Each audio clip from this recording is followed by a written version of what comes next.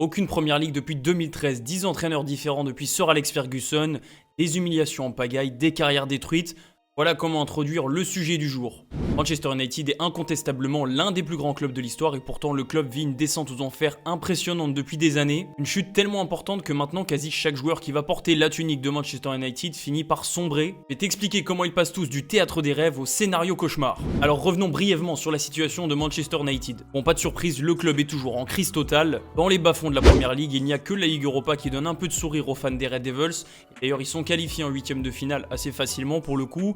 Pour affronter la Real Sociedad, un choc pour lequel ils sont pas vraiment favoris et d'ailleurs on va avoir une superbe affiche si Manchester se qualifie au prochain tour éventuellement contre l'Olympique Lyonnais. Mais donc quand on fait le comparatif avec l'époque Sir Alex Ferguson, il y a un fossé d'écart entre les deux. Déjà sur les résultats, on passe d'un club qui jouait quasiment tout le temps le dernier carré de la Ligue des Champions, le titre en première ligue, à une équipe totalement banale. Cette saison, Manchester a fait le pire début de saison de son histoire.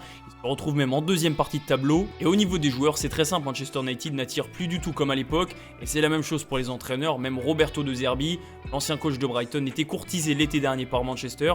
Finalement, il a refusé d'aller entraîner les Red Devils. Il a reçu un peu plus tard une offre de l'Olympique de Marseille. C'est là qu'on voit la perte de vitesse du club. Il y a eu une période où Manchester United était un club qui transformait la carrière d'un joueur.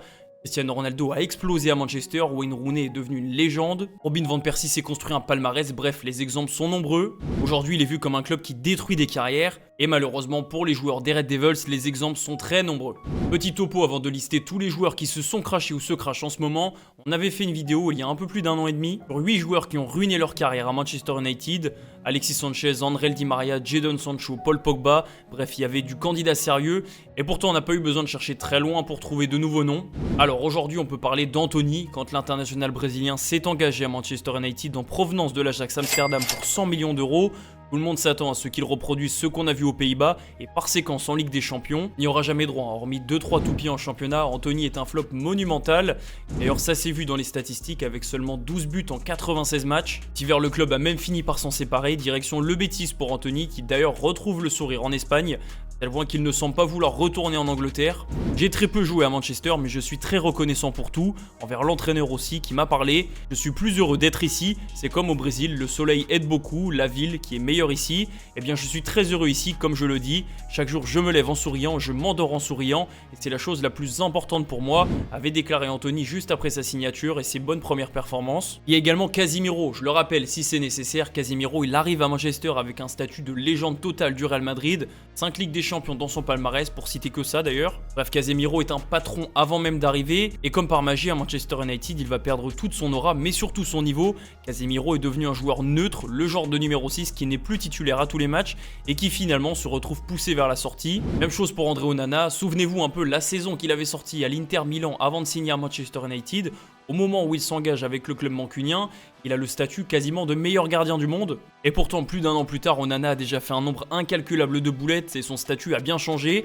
Récemment, il expliquait qu'il a mis 1 an à s'intégrer dans son nouveau club, ce qui explique en partie ses mauvaises performances. Like I said, I came here as the best goalkeeper in the world and I have a difficult period, and everyone sometimes people need time to adapt. It took me a year, to feel good here, and yeah, now I feel home, happy. But the team is above everything, because at the end of the day, with these guys I cannot do anything. My defender, they are making tackles, the block shot for me. So I feel if you have to give credit to someone, it's to them because they make things very easy for me. Évidemment, ça ne s'arrête pas là. Mason Mount, lui, vit un calvaire total depuis sa signature à Manchester United en provenance de Chelsea. On peut évoquer la fameuse malédiction du numéro 7, depuis Cristiano Ronaldo, ils ont tous échoué. Et pourtant à Chelsea, Mason Mount était international anglais, titulaire dans l'équipe de Thomas Tuchel, vainqueur de la Ligue des Champions. Maintenant, Mount, il enchaîne les blessures et on le voit plus souvent en tribune que sur les pelouses anglaises. Pas resté dans le secteur offensif, Rasmus Højlund arrive de l'Atalanta Bergame pour 80 millions d'euros quasiment. Et pour le moment, le bilan est pas fameux du tout, 23 buts en plus de 70 matchs. Ça fait pas mal de malédictions à Manchester, mais celle de l'attaquant c'en est une autre. L'été dernier, c'est Joshua Zirkzee qui est arrivé de Bologne. Alors même statut qu'Hollywood, joueur très prometteur qui a réussi en Serie A et pour le moment même destin, une aventure proche de la catastrophe. Il a carrément été remplacé à la 33e minute contre Newcastle en octobre dernier avant d'être aperçu en larmes dans les couloirs d'Old Trafford. Alors est-ce que Manchester United se trompe totalement dans ce recrutement ou alors c'est le club qui détruit des carrières? Et bah quand les exemples se répètent, on a tendance à penser que c'est pas les joueurs qui sont toujours les fautifs dans cette histoire. Il y a également le cas de Lenny Yoro qui est venu du LOSC l'été dernier. Alors pour le coup, Yoro avait l'embarras du choix puisque le PSG et le Real Madrid étaient aussi intéressés. Finalement, il a opté pour Manchester. Au-delà de la blessure qui l'a éloigné des terrains pendant 2 mois à son arrivée, Yoro a pu jouer depuis et on est très loin du joueur prometteur qu'on voyait du côté du LOSC. Alors non, pour le moment, Lenny Yoro n'a pas détruit sa carrière en signant à Manchester United, mais on a du mal à voir une évolution et c'est assez rare pour un joueur de 19 ans qui vient d'arriver dans un très grand club. Du moins, le grand club, c'est sur le papier. En ce moment, Lille est dans le top 8 européen pendant que Manchester United se bat pour son maintien. On a déjà fait une belle présentation du tableau de chasse de Manchester United et pourtant on va pas s'arrêter là. Et oui, il reste des victimes et cette fois on ne va pas parler des joueurs mais des entraîneurs. Les 2 derniers en date sont 2 très bons exemples, Erik ten Hag et Ruben Amorim. Retour en 2022 quand le coach néerlandais s'engage avec Manchester United. Alors je vous remets dans le contexte, à ce moment-là ten Hag a une cote exceptionnelle en Europe et l'entraîneur de l'Ajax Amsterdam, notamment celui qui a participé au magnifique parcours de l'Ajax en Ligue des Champions en 2019 avec 7 demi-finales. Quand il arrive à Manchester, il a un statut, une cote incroyable.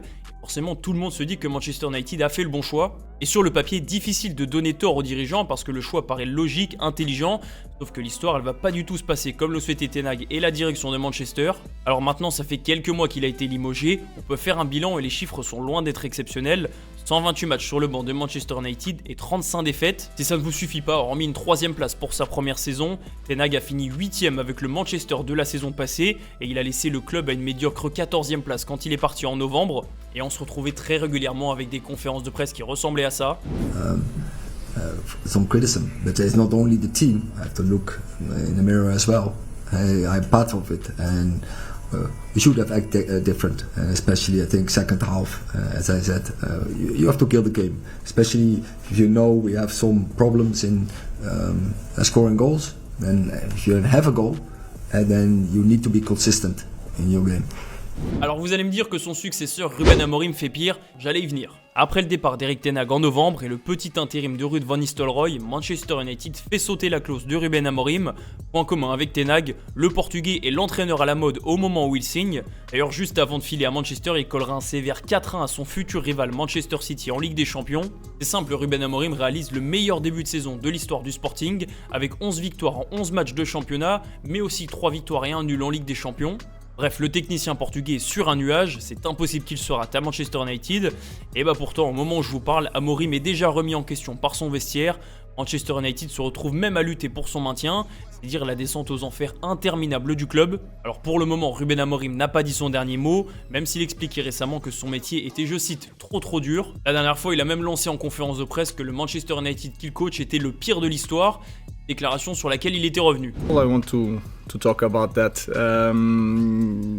I was talking more for myself than from my players because I was talking that, and you have to find out a coach that starts a job and lose 8 games, I think, 7 games in the first 10.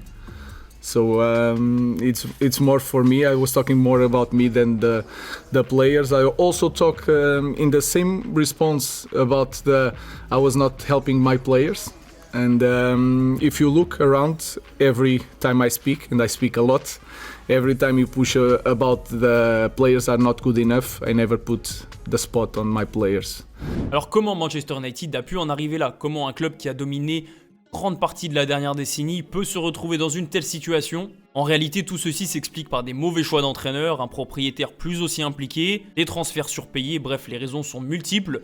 Sinon, Manchester United n'aurait pas pu chuter aussi brutalement. Pour parler du propriétaire, le rachat d'Ineos a mis énormément de temps à se boucler, ce qui a forcément bloqué plusieurs transferts.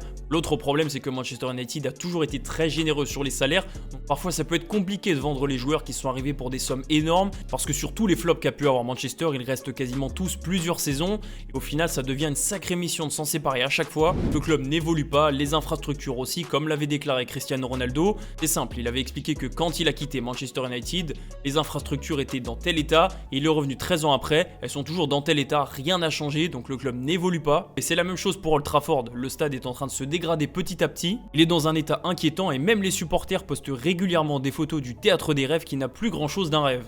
En parlant de descente aux enfers, il suffit de voir la dernière action de Jim Ratcliffe, le propriétaire du club. Plus de repas gratuits à la cantine puisque le club doit restreindre ses coûts. La cantine va même fermer d'ici la fin de semaine. Les repas seront remplacés par une distribution de fruits. Et d'ailleurs, Manchester United prévoirait 200 licenciements supplémentaires. Vous l'avez compris, Manchester United est un peu devenu le grand club maudit. Alors je vous laisse me donner en commentaire des exemples de joueurs qui ont flop à Manchester United que j'aurais pu oublier parce que la liste est très longue. Voilà, c'est la fin de cette vidéo. Encore une fois, merci de l'avoir suivi. Même routine que d'habitude, vous commencez à connaître. On like la vidéo, on commente pour donner son avis et des flops de Manchester United. On partage et on s'abonne à la chaîne YouTube si c'est pas encore fait. Et moi je vous dis à très bientôt sur Foot Mercato FC.